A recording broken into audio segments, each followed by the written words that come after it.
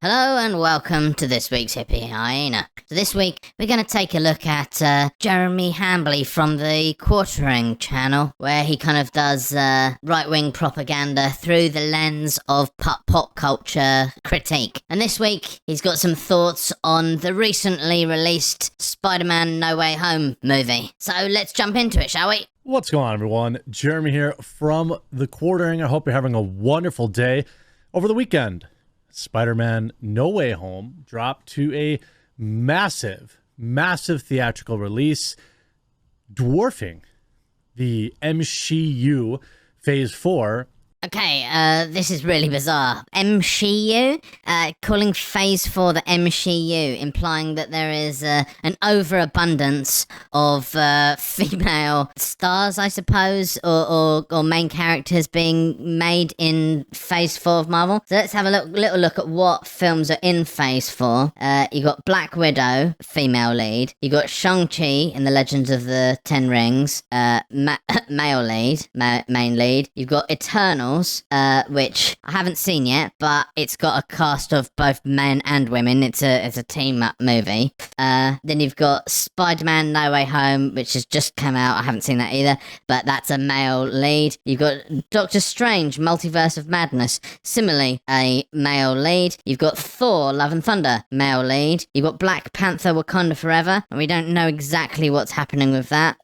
Don't know who the lead is. Could be male, could be female. The Marvels, maybe. I think those are mostly females, if it's like as in Captain Marvel and so on. Okay, so Guardians of the Galaxy, male lead. Ant-Man and the Wasp, equal between men and women. Fantastic Four, a team-up movie, but with one woman, all the rest blokes. And Blade, a bloke. So what you've got here is, so that's 16% of the films in Marvel's Phase 4 are going to be female-led. We know that for sure. There may be one that's a bit blurry, but basically around 16%, which is a very small number considering that women make up around 50% of the population. So it's a pretty weird thing that, like, you know, you let like a couple of women have their own films and suddenly the entire phase is being called the MCU. It's almost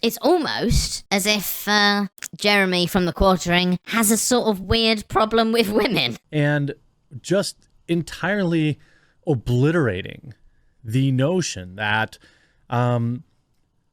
there's innumerable excuses, right, why people aren't going to the movie theater.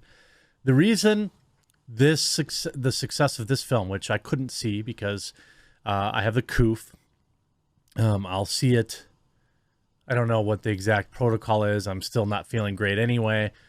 Probably have to wait till the new year to see it.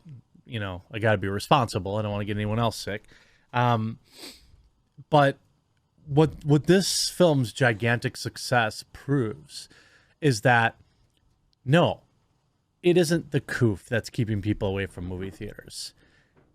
It's mediocre movies that are keeping people away from movie theaters. What are you talking about, dude? It's kind of both, you know, like in the sense that obviously if there's a pandemic going on, people are going to be less interested in taking risks, you know, but then when a film looks freaking awesome or like it's going to be sort of important in some sort of cultural way, like some of the Marvel movies managed to be, then sort of, you know, people are more willing to take that risk, I guess, you know, but it's not like a case of people just haven't been going to the movies because the movies are no good. But I mean, what's he talking about? So far, the only female-led movie that's come out in Phase 4 is Black Widow, you know, and there's a number of reasons why people might not want to have gone to see it, unfortunately. One of the major ones is that it took place after the character was already dead. So people knew that whatever happened in the film that was a kind of prequel was not really going to have any impact on the rest of the MCU going forward. Although, kind of they're wrong about that because it did introduce the new Black Widow, but whatever, you know, and it kind of felt like the film was released at the wrong time, which it was because it'd been delayed by COVID. But also, here's the big thing, is that when that came out, we were in a much more serious situation than we are in now. So of course, less people were going to go to the cinema. I mean, how dumb is that? But the other film was Shang-Chi and the Legends of the Ten Rings, which was male-led. There's only been 2 films that's come out, and he's suggesting that because he can only be really talking about Black Widow, and that came out ages ago. The sort of, just as the pandemic was somewhat improving, but still in a difficult situation. So this is a completely absurd claim, completely bonkers. And this is the difficult situation that people like Jeremy the Quartering find themselves in all the time, which is that they have a certain perspective on the world, and let's call it a hypothesis, and then they make predictions based on that hypothesis, and then because their hypothesis is incorrect, they are falsified in real time, and so that puts them in a difficult position because they don't want to abandon their original hypothesis. They want to keep it. So what they do is they kind of search for things that might possibly could be interpreted in a way that might just kind of, if you squint, back up their hypothesis a little bit, and then really push those things as much as they can. And that's basically what is happening here. It's just like cherry picking data to back up your ideas rather than thinking maybe there are some other factors involved in this. It's ideological movies that are keeping people away from movie theaters. And that is absolute nonsense, because you can't really make a movie that isn't ideological. Every single piece of media and story that was ever created was created from a particular perspective, the perspective of the author or authors, and their ideologies filter through. The way they see the world is how they construct stories. In addition to that, the audience has a certain ideology, a certain way of viewing the world, and films and TV shows want to speak to that audience, so they will adopt that similar perspective. Even if the studio doesn't hold it itself, it will cater to an audience that does, because that's how capitalism works. And here's the thing about the MCU, the Marvel movies, and the reason that, as a leftist, I really like the Marvel movies, despite the fact that they're made by a big, monstrous, and evil corporation. The actual content of the movies is awesome, because there isn't a single Marvel movie from the very inception when Iron Man first came out, Iron Man 1, which was about sort of the evils of the military-industrial complex and the way that capitalism had infected scientific advancement that wasn't being used for the good of people, but it was instead being used for profit. That was the kind of ideological villain of the first film, i.e.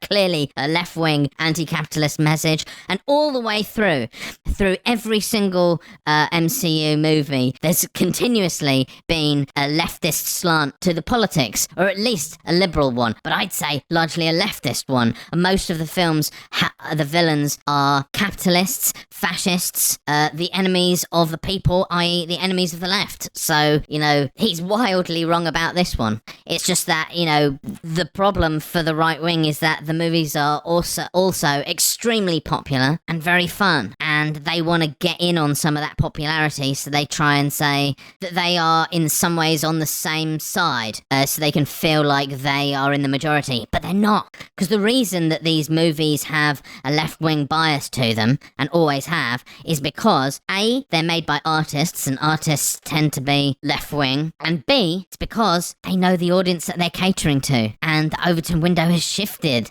buddy, away from you guys. That's what this really is happening, is that people like Jeremy are just out of step with the mainstream modern culture and what we find acceptable and unacceptable. And so he views it as propaganda, when in fact it's just meeting people where they are. $500 million in the theater without China. Without China. Think about that. The Eternals.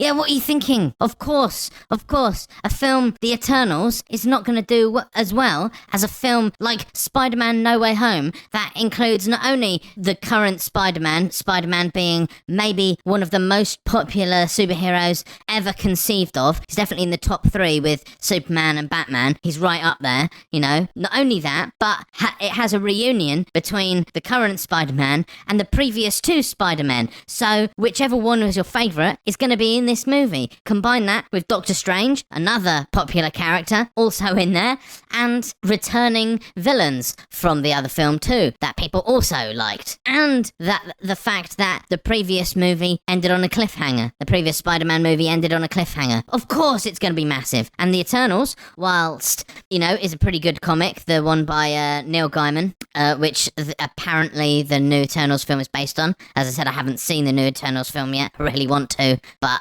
I've been under circumstances where I couldn't. But the Eternals are not the most popular characters, They're kind of like B-side characters. It's like you're saying a little local band isn't going to sell as many singles as like the Beatles. Yeah, no shit. Of course. What are you talking about? There's not anything ideological there. It's not that they're like, oh, we didn't like the politics of the smaller band, so we bought we went to the Beatles instead. It's the fucking Beatles. Spider-Man is like the Beatles of superheroes. But again, just desperately trying to squeeze some kind of justification for his ridiculous perspective out of the facts. Just desperately trying to do so. And this is easily combated by just taking a sort of bigger picture look at what is happening. If you allow for any single extra part of data to enter this equation, you immediately see that it's of course nothing to do with people being put off by the ideological whatever, which, let's not forget, what he's considering to be ideological is just having a woman in it, That's literally, it's sort of like women are political. It's like the gay is political, straight people are just straight trope, but like just applied to like women and men. So like women are political, but men, the only group that isn't considered ideological is straight white men doing straight white men things. If you have like any variation from that, it's immediately an ideological oppression, which is really an odd way of looking at the world, and it says a lot about Jeremy. It says a lot about the way he views the world, much more than it says anything about pop culture. And I just think his audience deserves better. In many ways, any audience deserves better than the sort of totally intellectually bankrupt analysis, if you can even call it that. Just total rubbish. It really is one of the biggest wastes of time on YouTube, and that is saying something. You'd be better off going and sort of watching a video of like dogs farting on cats, and you'd get more out of it intellectually than watching a quartering video. Anyway, I hope you got something out of this video. I hope you learned something, or at least were a bit entertained. And if you were, why not like and subscribe and all that stuff, because I release videos every Wednesday at 5 o'clock UK time. And if you didn't like it, why not drop a comment and tell me why, and we can have a good old argument in the comments. Alright, look after yourselves and each other. Hippie hyena out. Goodbye.